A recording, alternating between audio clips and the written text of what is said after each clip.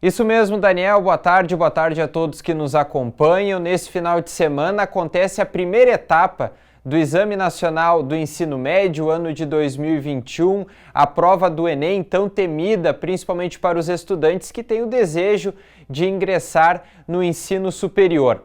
Bom, e como fazer essa prova? Uma prova tão temida, enfim, ela tem uma logística um pouco diferente.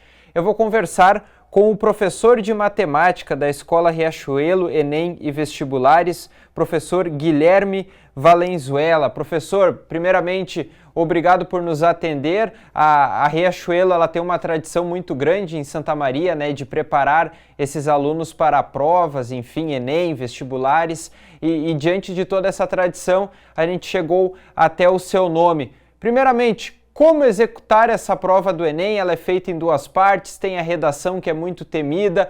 Como encontrar a melhor forma de executar essa prova que acontece agora no próximo final de semana e depois lá no dia 28? Boa tarde. Boa tarde a todos que nos escutam aí, que nos enxergam, né? Falando de Enem um pouquinho, cara, essa prova do Enem, ela é uma prova completamente cansativa, uma prova de resistência que eu sempre falo, né? E se você não tiver uma boa estratégia para fazer essa prova de Enem, não adianta você saber somente conteúdo, porque a prova do Enem não é eu sei conteúdo, eu vou fazer a prova. Não. A prova do Enem é uma prova de estratégia, porque é uma prova completamente cansativa. Final de semana agora, no domingo, nós temos provas aí de linguagens humanas e redação, né? O que você vai fazer no dia da prova? Qual é a área de conhecimento que você vai começar? Não sei. Qual é a estratégia que você se preparou durante o ano? Tem muita gente, cara, que prefere começar por linguagens para enriquecer o vocabulário para fazer uma redação. E é uma estratégia boa, né? A gente tem aí 3 áreas de conhecimento, mudou, né? Desde 2016, mudou essa prova do Enem, né? Porque era antes natureza, matemática e redação. Eu fiz a prova, era um absurdo de difícil de fazer a prova por causa do tempo.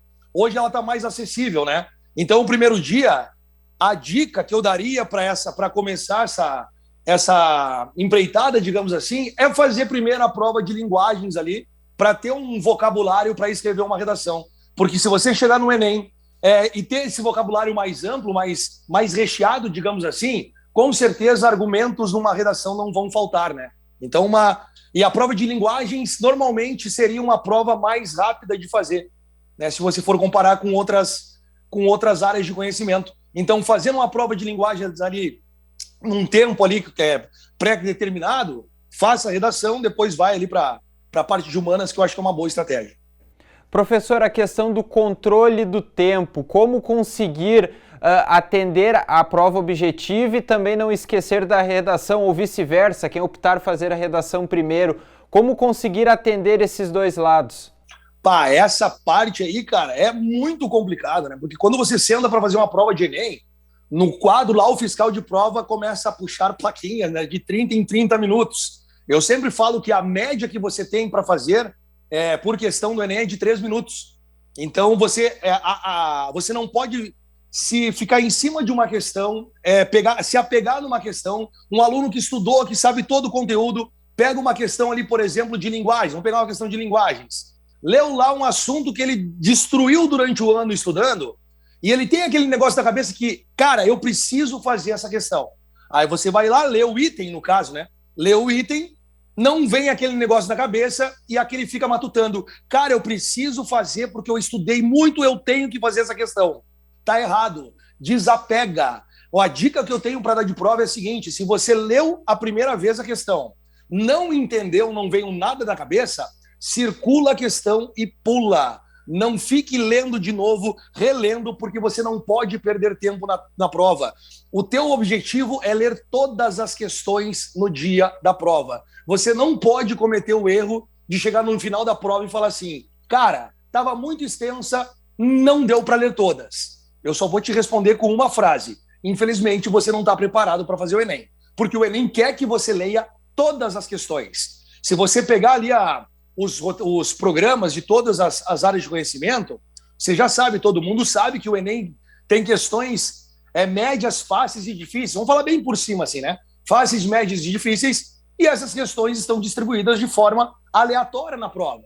Então, tu imagina numa prova rosa, tá a questão mais difícil de linguagens, e na prova amarela, a primeira questão da prova rosa mais difícil, e a última questão da prova amarela mais difícil. Ou inverte. Pega a prova rosa, a primeira questão de linguagens é a mais fácil da prova. E pega a prova amarela, a questão mais fácil da prova está na última questão. Será que vale a pena eu perder tempo fazendo aquela questão difícil, perder 10, 15 minutos pensando em cima de uma questão? Ou vale a pena a gente ir circulando as questões lidas e não entendidas para procurar aquelas questões fáceis do Enem? É isso que ele quer que você faça. Procure as questões fáceis e procure as questões que você sabe fazer. Professor, uma questão, eu já vi muitas pessoas utilizarem esse método de começar na prova objetiva, deu uma travada, faz a redação, faz um pouco do rascunho, depois volta para a prova objetiva. É uma boa estratégia? Você aconselha? Na realidade, eu sempre falo para os alunos aqui, né, que se preparam para o Enem, que cada um tem a sua estratégia, cada cabeça funciona de uma forma diferente. Por exemplo, se eu estivesse fazendo uma prova, eu não conseguiria não acabar uma área para fazer outra. Tem muita gente que faz o seguinte, eu vou falar ali do segundo dia, que é naturezas e matemáticas, daí já é mais na minha área aí, tá? Gui, comecei por matemática, fiz as questões fáceis, aí fui para a natureza, fiz as questões fáceis de natureza, aí voltei e consegui e fiz o resto da prova. Cada um com a sua estratégia. Tem gente que faz 15 questões de uma área, 15 questões de outra, daí volta para a área e faz mais 15 questões, aí cada um faz a sua estratégia, né? Eu não seria um expert para falar assim, faça isso, isso e isso, nem pensar. Professor, falando sobre a redação, quais assuntos, temas, enfim, que vocês que estão no meio acompanham diariamente essa questão, o que pode cair nesse primeiro dia de tema de redação na edição do Enem de 2021? Olha, agora sim, tu me pegou de surpresa, né? Porque tema de redação, adivinhar tema de redação é muito difícil, né? Os professores do Riachuelo ali têm várias possibilidades de cair isso e cair aquilo e não sei o que, parará. O que eu sempre aconselho, eu como professor de matemática, né? Como eu já acompanho há vários anos, né? Essa preparação da gurizada fazendo redação para tal tema, é que o aluno deve ter sempre uma estrutura para qualquer redação que ele for escrever. Você sempre tem que ter um esqueleto de redação e colocar uma ideia que você vem na cabeça ali. Tá? Não interessa qual seja o tema. Eu não vou chutar um tema aqui porque eu vou dar uma bola fora.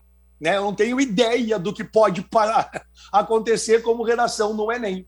Tá? Mas o esqueleto da prova do Enem, como muitos professores que eu já conversei falam em sala de aula, é que você tem que ter um esqueleto. Você tem que ter uma cabeça, um pedaço de um peitoral, as pernas. Você fazendo tudo isso, claro que uma bagagem de língua portuguesa na cabeça você tem que ter também, né? Mas você fazendo sempre o mesmo esqueleto da prova, com todos os tópicos e seguindo ali as 5 competências que tem a prova de redação, tema seria indiferente, né? Se você tem essa boa estrutura aí. Professor, falando lá do segundo dia, do dia 28 de novembro, onde pega a matemática, que é a sua área. Por exemplo, quando eu fiz a prova do Enem, a matemática ela é uma questão muito que frita a cabeça do aluno, né? Ele já tem todo o peso, a pressão da prova, já vem de um segundo dia, mais ou menos ele tem uma ideia de como ele foi no primeiro dia e como encarar bem uma questão de matemática num segundo dia de Enem, com todo o peso, enfim, que tem a prova, para conseguir ter um bom desempenho nas questões de matemática. Tá, agora é o seguinte, se o pessoal chega e me pergunta, Gui, segundo dia, começo por matemática ou natureza? Tá, que nem tu falou ali, no meu tempo, como eu fiz o Enem, as questões eram assim, completamente diferente. Prova de matemática hoje, além de conteudista, é muito interpretativa. Então, como eu falo, começou pela prova de matemática, leu a primeira questão, não entendeu? Circula e pula, desapega, ganhe tempo. Leu a segunda questão, não entendi, circula e pula. Pule quantas questões que você deve pular. Não fica dizendo, eu não fiz uma, não fiz duas, não fiz três. Cara, tu tem 2h30, digamos, para fazer a prova de matemática, teoricamente passando para o gabarito, tá? Botando 3 minutos por questão ali, mais uma margem de alguns minutos que eu fiz aqui, dá tempo de fazer, tá? Então, se você fizer essa estratégia, leu, não entendeu, circula e pula e vai para frente.